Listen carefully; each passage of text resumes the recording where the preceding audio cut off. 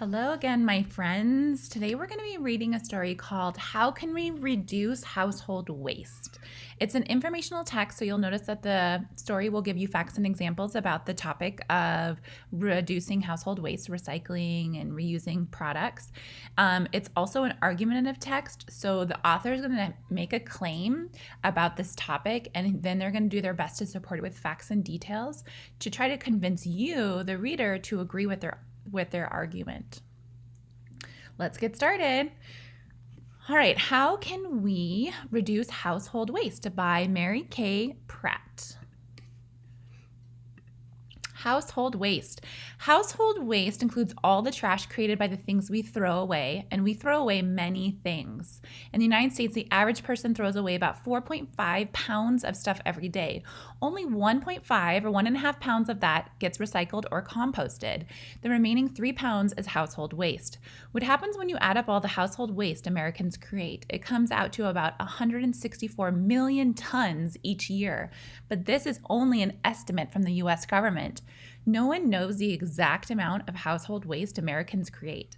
In fact, some experts believe it might be up to 7 times that amount. In any case, a huge number of unwanted items end up in the garbage, and all of the garbage has serious effects on our environment. Types of household waste. There are 4 basic categories of household waste. The first category is paper, plastic, metal, and glass. The second category is food waste and yard waste.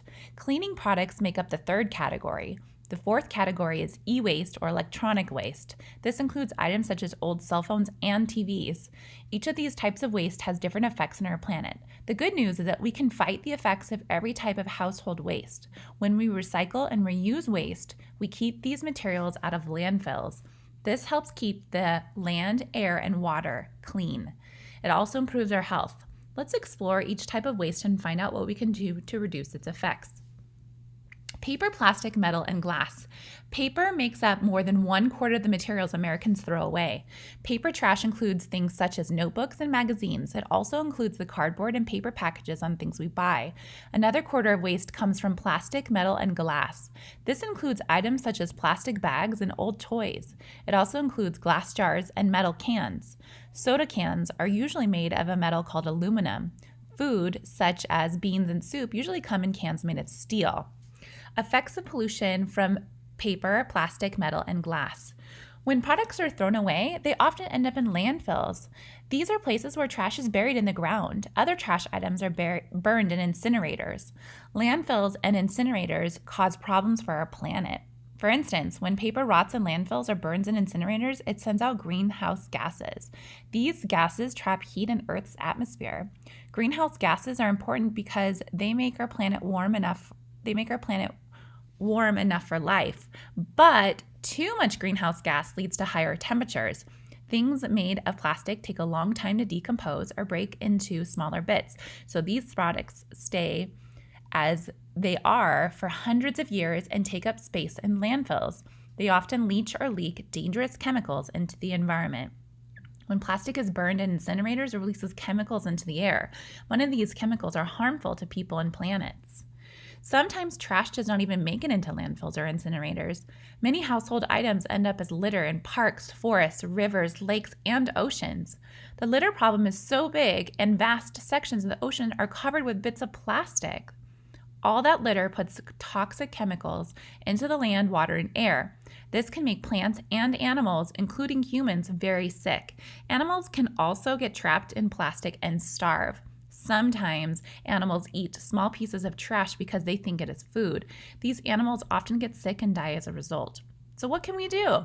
We can start to reduce the amount of trash you create. Start by buying only what you need. When you do buy something, look for items made from recycled materials.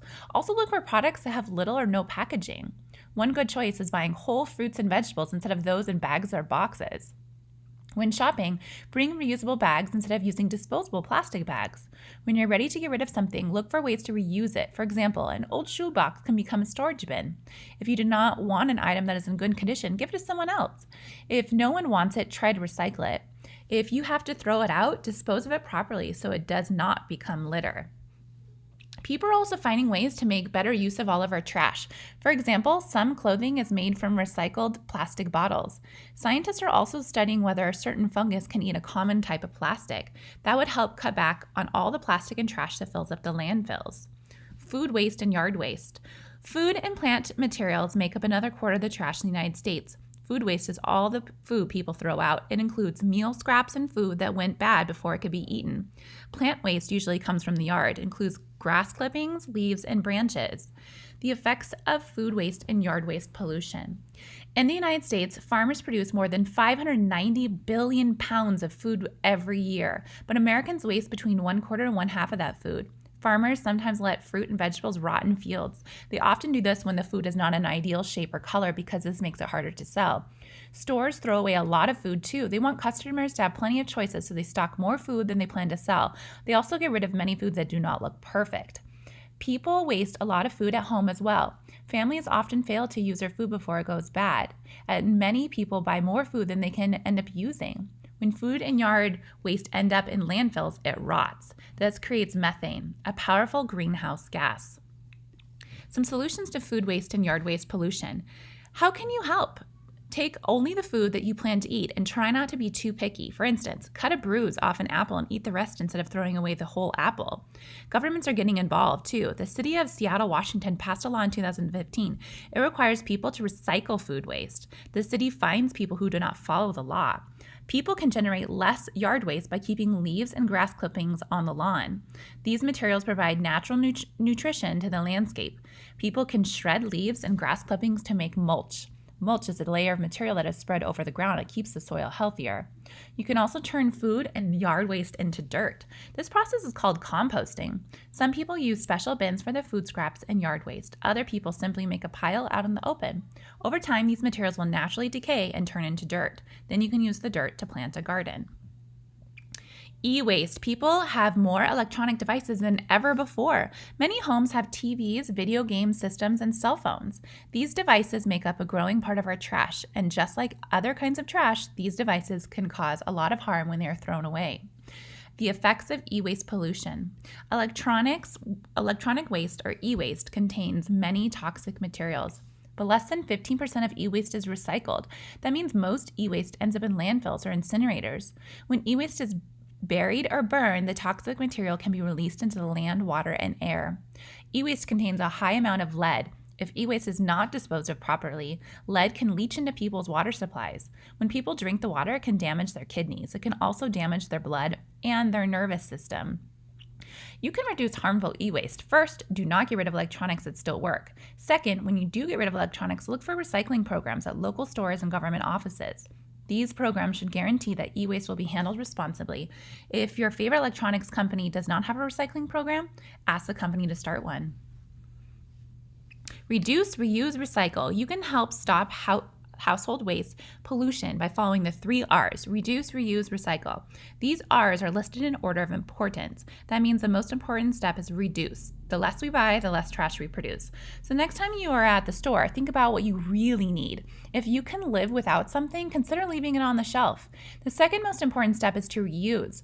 When you do buy something, try to use it until it wears out. And if you do not need it anymore, give it to someone who will use it. That way it will not go to a landfill.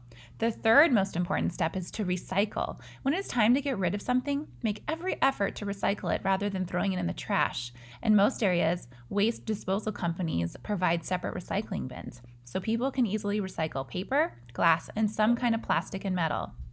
Some items, such as paint and batteries, are harder to recycle, but many areas have centers where these items can be brought for recycling. Working together to find solutions. Many places have laws that require people to recycle. The city of Austin, Texas has set a goal to cut the amount of trash it sends to landfills to nearly zero by the year 2040. The country of Sweden has nearly achieved this goal. It sends only 1% of its trash to landfills. Household waste is a major problem. We have the power to solve it, and the solution begins with making smart choices in our everyday lives.